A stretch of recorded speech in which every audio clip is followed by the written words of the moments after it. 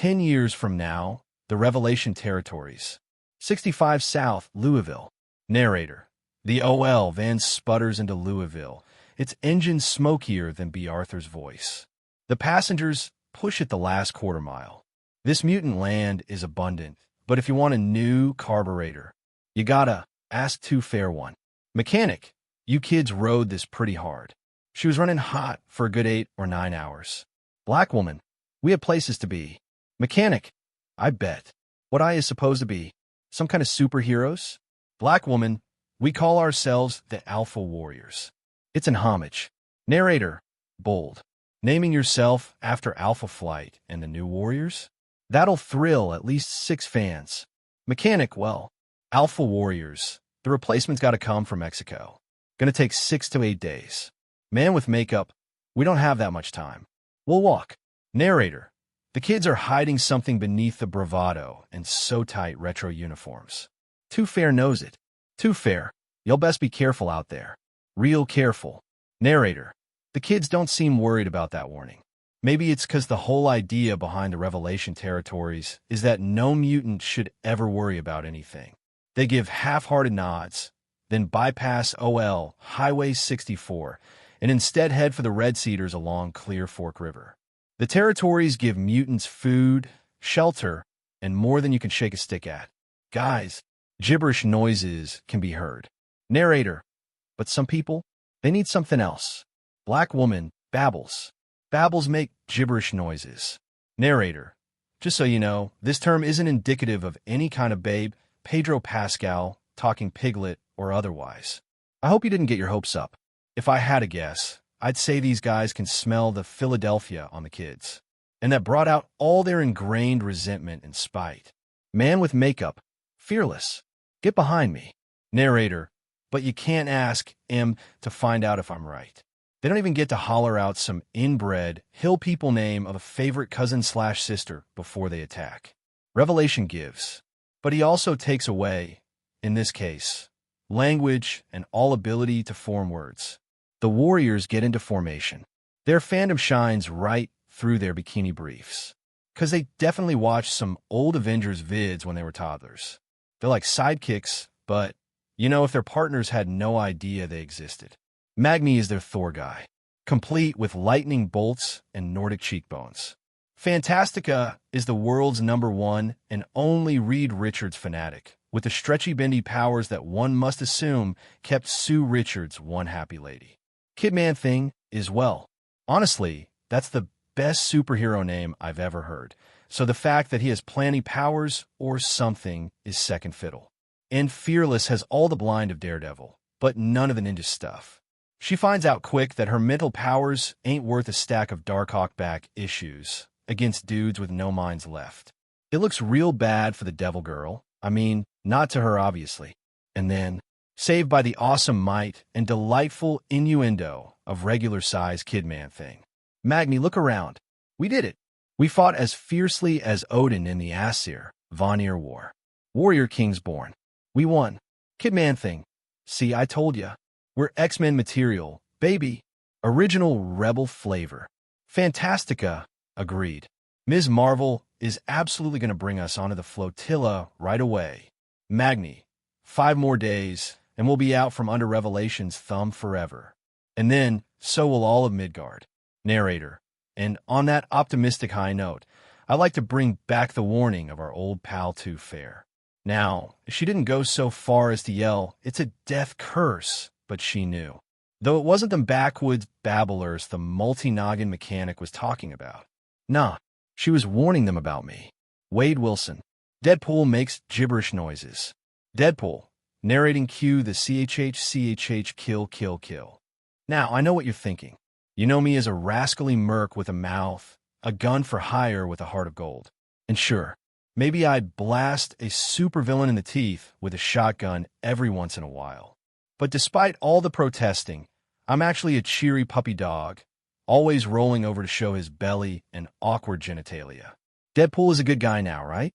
Well, the Alpha Warriors arrive at a summer camp named Dove of Peace. Narrator, things have changed a little in the last 10 years. Fantastica, it's a summer camp, fearless. The kind kids used to stay at when their parents got sick of them. Fearless, so. Is it cool? Kid man thing. Are you kidding? It's perfect. Campfire, anyone? Narrator. See, I caught a little thing called the X-Virus. Most people it kills dead. Some, it turns into superpowered mutants. Like these inquisitive young people, for instance. Kid man thing. Wait, so you don't see like black all the time? Fantastica. You're thinking of Magni. Magni, huh? It's true. I'm very goth. Fearless, no. That's not how being blind works. I don't know what black looks like. There's nothing there. No light. No dark. But I can see in a way. The warmth of fire. The way it's earned with the work of gathering wood. The way it brings us together. I don't see what things look like. I see them for what they are. Narrator. For me, the virus, well, I had this healing factor, right? Kid man thing.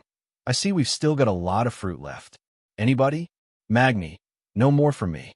Revelation's gifts reek of subservience. I'll seek my own dinner. Narrator.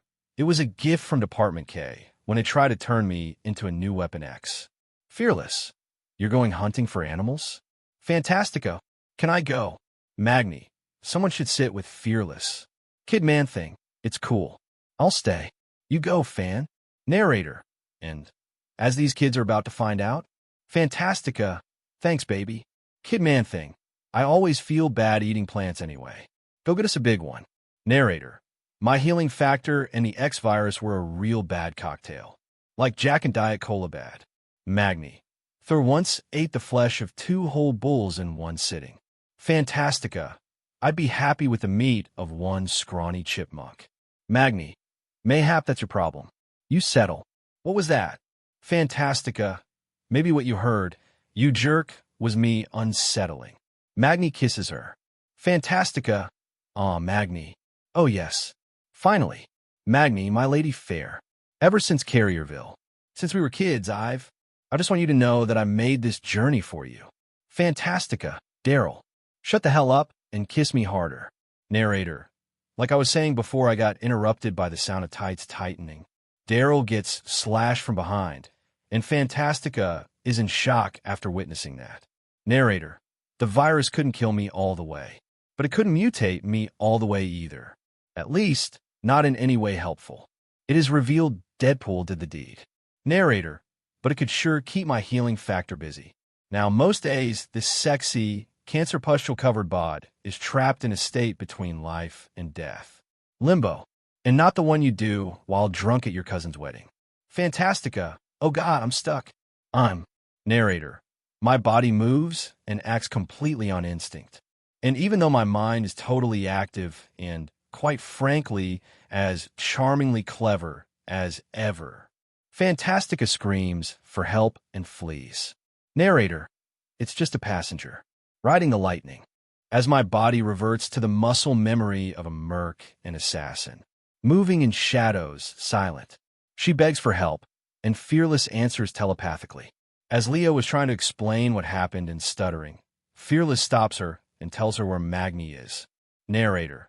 It searches out the one thing it needs. Fuel for the biological engine that is the unkillable Undeadpool. Living flesh. And being that we're in the territories, that almost always means mutant. Kid man thing. Some thing ate him. Narrator. Witnessing firsthand what I do. Fearless. Oh God, oh God, oh God. Narrator. I want to claw my own damn eyes out. But I know they just grow back. Feeling skin break across my teeth, I want to tear them out. It's absolute agony. Fortunately, unbelievable terror, guilt, and pain, not really a new thing for old Wade Wilson. Kid man thing, fan. When we found you, you said you and Magni. Leah, I have to know, were you guys cheating on me? Leah, Marvin, Magni is friggin' dead. This isn't any kind of time for this. High school drama. Narrator, see, back at the Hero Factory, me and a few of the other subjects would play this game. Steve, Worm, Jacques, and me. We'd make gentlemen's wagers. Marvin, tell me. Damn it. Narrator, we bet on the odds any one of us would survive the Weapon X process. Leah, damn it. Yeah, we did stuff sometimes. Just stuff. I'm so sorry, okay? I wanted more. From you. From everything. Marvin, did you know Fearless? Your powers let you tell when people are lying. Could you tell? Fearless. Marvin. Please. Marvin. Did you know this whole time? Narrator. As much as playing Deadpool was totally morbid and completely cruel, it reminded us that despite it all, life was still a joke. Fearless. Yes. I knew. Narrator. Funny. Haha. Now this guy Magni? He was pretty badass. Spooky face. Juiced with Sparkies. Leather pants. I'd have given him 2-1 odds he'd survive me. Marvin. To hell with this. Leah. Marvin. Please. It was nothing. We need you. I need you. Narrator. But we all know how that bet shook out. While Leah was calling Marvin, Deadpool already set his eyes on his next prey. Narrator. And Kidman thing? Well, as much as I'm just tickled in the nethers by that name, I'm gonna have to give him 10-1. I mean, yes, he's a teenage elemental, and given some proper training, I'm pretty sure he could be a side salad super soldier. But he let his emotions get in the way of that spiffy Avenger-style circle-up he and the crew had going. Fearless and Leah start following Marvin. Narrator. He broke the cardinal rule of the teenage tale of terror. Fearless and Leah find Marvin hanging from an industrial claw machine. Narrator. He went off alone. But if the Chlorophyll Crusader has any legacy besides a thoroughly oblivious sense of nomenclature, it's that he reminded the last 2 survivors to circle the wagons. Fearless. We aren't going to make it to St. Louis, are we? Now, getting back to the scoreboard here. Fantastica's a little self-centered, sure.